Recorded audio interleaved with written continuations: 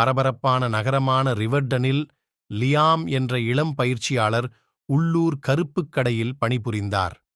தன்னை நிரூபிக்கும் ஆர்வத்தில் லியாம் அடிக்கடி தனது பணிகளில் விரைந்தார். அவரது வழிகாட்டியான ஓல்ட் பென் எப்பொழுதும் வலியுறுத்திய கவனமான துல்லியத்தை புறக்கணித்தார். ஒரு நாள் ஒரு பணக்கார வியாபாரி தாராளமான வெகுமதியை உறுதியளித்து ஒரு தனிப்பயன் வாளை கொடுத்தார்.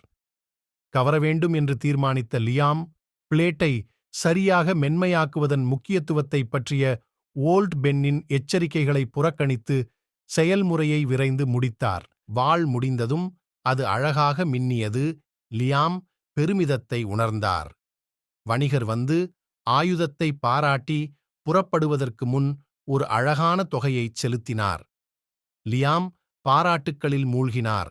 அவர் இறுதியாக தனக்கென ஒரு பெயரை உருவாக்கினார். இருப்பினும் ஒரு வாரம் கழித்து வணிகர் கோபத்துடன் திரும்பி வந்தார். ஒரு சண்டையின் போது வாள் உடைந்து கிட்டத்தட்ட அவரது உயிரை இழந்தது. ஓல்ட் பென் கடுமையான தோற்றத்துடன் உடைந்த துண்டுகளை பரிசோதித்து அவர் பயந்ததை உறுதிப்படுத்தினார். கத்தி சரியாக மென்மையாக்கப்படவில்லை. வணிகர் தனக்கு ஏற்பட்ட அவமானத்திற்கு பணத்தை திருப்பித் தருமாறு கோரினார். ஃபோர்ஜின் நற்பெயர் ஆபத்தில் இருந்தது. ஓல்ட் பென் திருத்தங்களைச் செய்ய வேண்டியிருந்தது. அவர் நேர்மையாக மன்னிப்பு கேட்டார். இலவசமாக ஒரு புதிய குறைபாடற்ற வாளை உருவாக்க முன்வந்தார். வணிகர் தயக்கத்துடன் ஒப்புக்கொண்டார். அவர்களுக்கு ஒரு கடைசி வாய்ப்பு கொடுத்தார். லியாம் வெட்கப்பட்டு வருந்தினார். ஓல்ட் பென் உன்னிப்பாக புதிய வாளை வடிவமைத்ததை பார்த்தார். ஒவ்வொரு அடியும் மிகுந்த கவனத்துடனும் பொறுமையுடனும் எடுக்கப்பட்டது.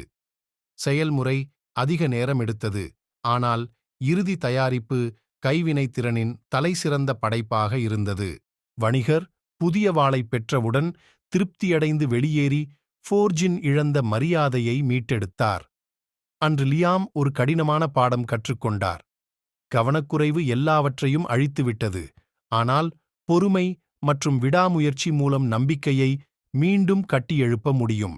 அப்போதிருந்து லியாம் மெதுவாக ஒவ்வொரு பணியையும் சரியாகச் செய்ய நேரத்தை எடுத்துக்கொண்டார். துல்லியம் மற்றும் பொறுமை பற்றிய ஓல்ட் பென்னின் போதனைகள் அவருக்கு வழிகாட்டும் கொள்கைகளாக அமைந்தன. ரிவர்டனின் ஃபோர்ஜ் அதன் சிறப்பிற்கான நற்பெயரைப் பெற்றது. மேலும் லியாம் ஒரு தலைசிறந்த கருப்பாளராக வளர்ந்தார். அவருடைய கவனமான கைவினைத்திறன் மற்றும் கவனக்குறைவின் பாடம் அவருடன் தங்கியிருந்தது. எவ்வளவு நேரம் எடுத்தாலும் முதல் முறையாக விஷயங்களைச் செய்வதின் முக்கியத்துவத்தை தொடர்ந்து நினைவூட்டுகிறது.